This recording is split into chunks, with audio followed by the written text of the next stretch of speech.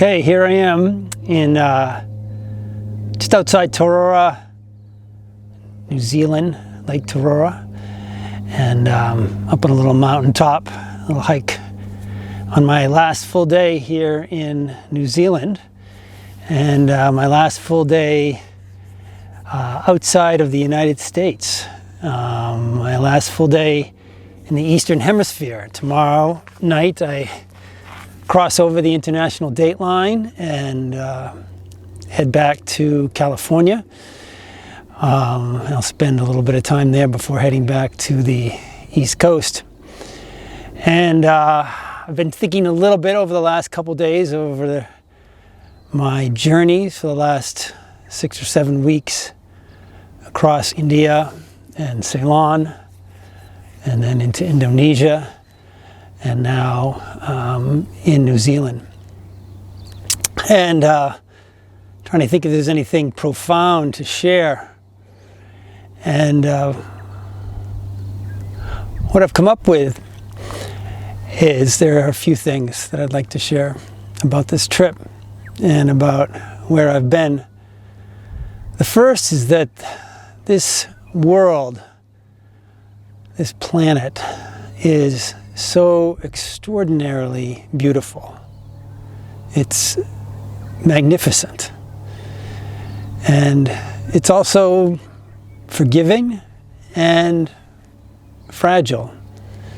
And it's up to us to take care of it, to honor it, to steward it, to be grateful for the bounty of this amazing planet and to bow down to Mother Nature every day and honor it.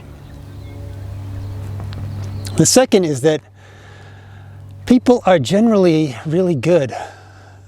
People have been kind to me and helpful and friendly all along my journey. It's really been amazing, from India to Sri Lanka to Bali to here. Everywhere. They've just been amazing, hospitable, helpful. People are good, and everyone deserves our kindness and consideration, our generosity. It's just amazing how wonderful people are. Even the ones who are difficult, they're wonderful too. And the last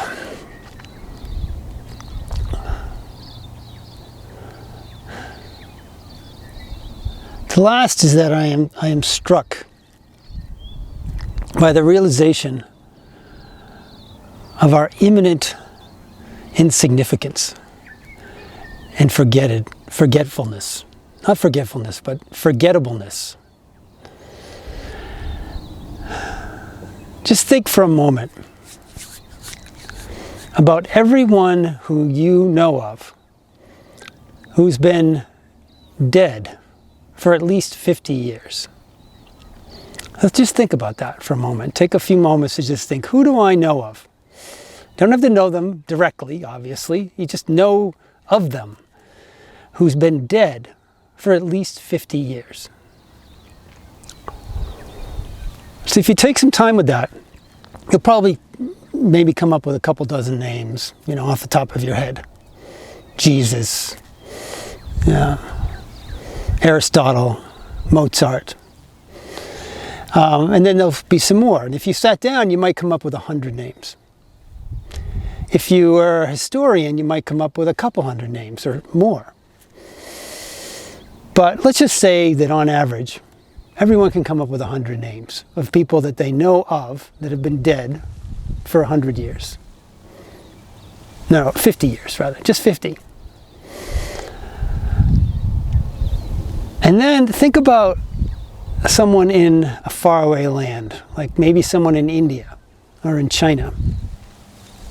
And that they probably have 100 names too, of people that they can think of that have been dead for 50 years. And so now think about how many of those are crossovers. Like how many people are on your list and on their list. And then it gets pretty short. Once again, we're down to maybe a dozen, right? Or more, a little bit more, but not much more. So there are maybe a dozen, 2 dozen people in the history of civilization, humankind, who are truly memorable, right? Now that's out of the tens of billions of people who have lived over the course of, say, the last 5,000 or 6,000 years. So out of the course of 5,000 or 6,000 years, tens of billions of people have lived, and maybe a couple dozen are truly memorable. So what does that say about us? That we are imminently forgettable. People are not going to remember who we are. 50 years after our death, we will just completely disappear. If we're lucky, maybe a few people will remember us for a while. Our children, our grandchildren, a few of our friends. But for the most part, we're just going to disappear. Disappear. Like we were never here. So why do I share this?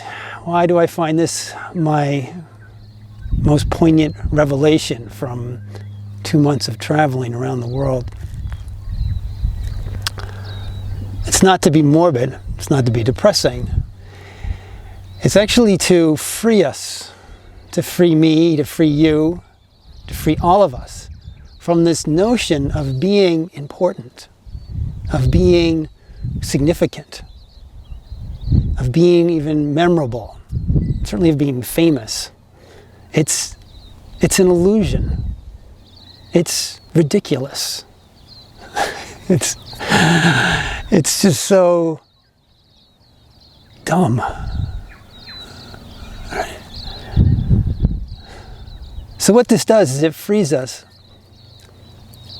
to be here and now, to live our lives as we please, to not have to prove ourselves worthy to anyone. We are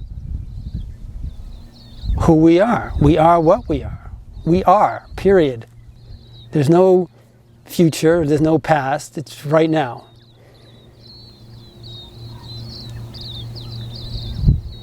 So we have 3 things that come from that in terms of how we're going to spend our time. The first thing is to enjoy ourselves. Find the things that you love. Find the places that you love. Find the people that you love. Find the activities that you love. And spend time with them. That's the number 1 thing to do with your life, is to enjoy it, to appreciate it, to find the things, the places, the people that you love, and be with them. Enjoy them. Celebrate them. That's the most important thing. The second is to explore. And by explore, I mean to grow, to learn, to expand our awareness, to expand our wisdom, to expand our understanding. And this almost always requires some discomfort. All right? The compass towards expansion is fear, discomfort, frustration. These are all opportunities. Got a little fly right there. Fear, frustration. This is an opportunity.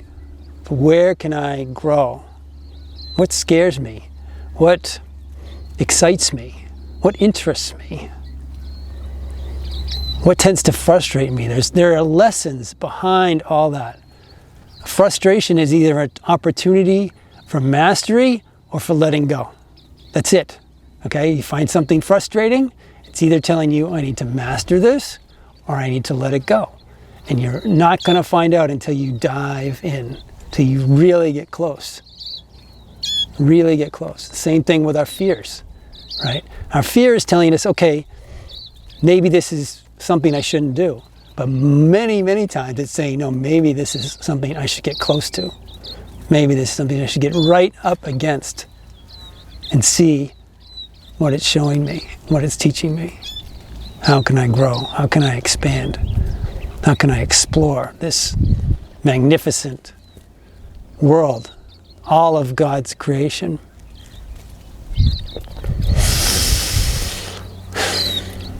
And the last thing is to serve others, to serve the planet. As I mentioned before, how can we make this planet a more beautiful, sustainable place? To serve any living being, animals, trees, the environment. And then thirdly, and the first two lead to this eventually, is how do we serve other people? How can we be kind to other people? How can we make other people's lives a little bit better? So that's it. So we're not going to be around. No one's going to remember us 50 years after we're dead. No one. Okay, no one. All right, let's just take that as a given. Right? If it happens, great. Don't plan on it. What are we going to do in the meantime? We're going to enjoy ourselves. We're going to explore. We're going to learn. We're going to grow. And we're going to serve others. That's it. Spend your time doing those things. Everything else is just taking out the trash, right? And making sure my house is clean, you know? And otherwise, here we are in this incredibly beautiful incarnation, this amazingly beautiful world. We're just so lucky to be in this incarnation. And just bow down every day to whoever, whatever is your God, your goddess, and just give thanks for the opportunity to be alive, to serve, to enjoy, to explore. What magnificence.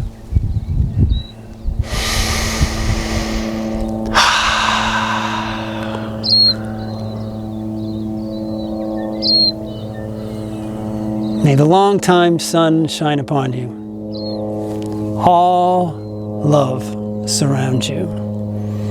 And the pure light within you guide your way on. Sadhana. Namaste.